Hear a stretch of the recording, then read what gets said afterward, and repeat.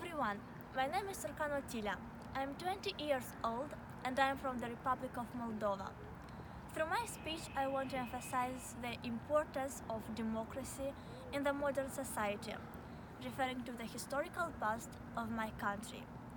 On June 28, 1940, the Romanian Bessarabia was forcibly occupied by the Soviet Union. The oppressions, the terrors, began from the first days of occupation. People who have spent all their lives striving to set up a household, to raise their children, were now arrested, deported, and driven away from their native lands. Collectivization as well as communist education has destroyed people's lives. Notions of honor, truth, and justice disappeared, and people were grown in lie and servility. Nowadays, old people still remember the trespass of those leaders. The genocide committed by them will never be erased from the history, with all their efforts to hide the truth. Today, when we have a democratic society and a 28-year-old independent country, we discover little by little the terrors of this regime. Today, when Sovietization is just a term, already shattered in the hearts and memories of many people, this word is still alive. However, in the conditions of transition to the market economy, of democracy, many cannot meet its requirements because they are used with a totalitarian regime in which the decision was made by the leaders and they were obliged to execute them. But how did things change after 28 years of independence?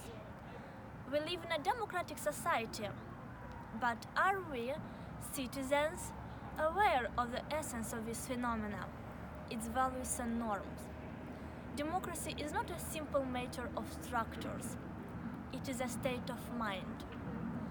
The problem is that citizens wake up every 4 years to change their leaders and then fall asleep again. No one holds accountable the leaders after the moment of vote. Everyone expects the nation's saviors to do the promised miracles, no matter how and with whom.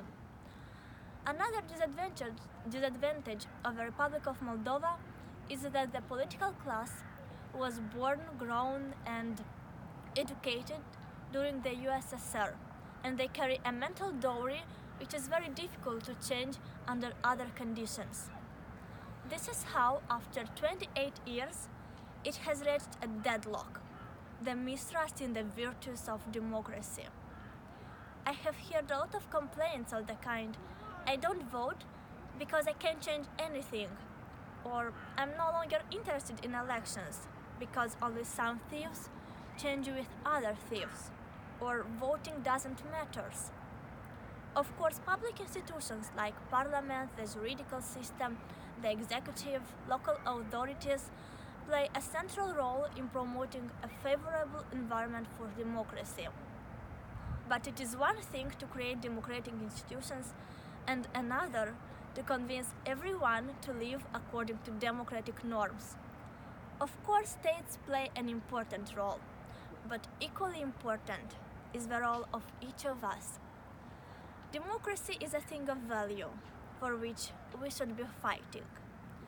But in order to do so, we need to get away from instrumental arguments.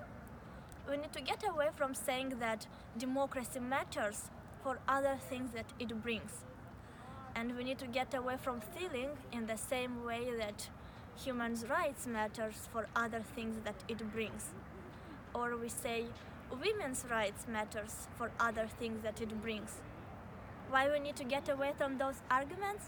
Because they are very dangerous. If you set about saying, for example, that torture is wrong because it doesn't extract good information, or you need women's rights to promote economic growth by doubling the size of workforce, you leave yourself open to the position where the government of North Korea can turn around and say, well, actually we're having a lot of success extracting information using torture at the moment. Or the government of Saudi Arabia to say, well, our economic growth is okay, thank you very much, considerably better than yours. So maybe we don't have to go ahead with this project on women's rights. The point about democracy is not instrumental. It's not about the things that it brings. It's not that it delivers a legitimate, effective, and prosperous rule of law. It's not that it guarantees peace with itself and with neighbors. The point about democracy is intrinsic. Democracy matters because it reflects an idea of equality and an idea of liberty. It reflects an idea of dignity, the dignity of each individual, and the idea that each individual should have an equal vote, an equal say in the formation of their government. Although democracy is far from a perfect political system, but is an important tool in achieving equality, decreasing conflicts, and increasing civic engagement, which makes it the best available government system. After all, democracy itself doesn't mean anything particularly good, but just a possibility of avoiding tyranny. It is perhaps an imperfect political system. Nothing happens quickly in a democracy, but as we already know, it is the best system that mankind has invented so far. Thank you very much.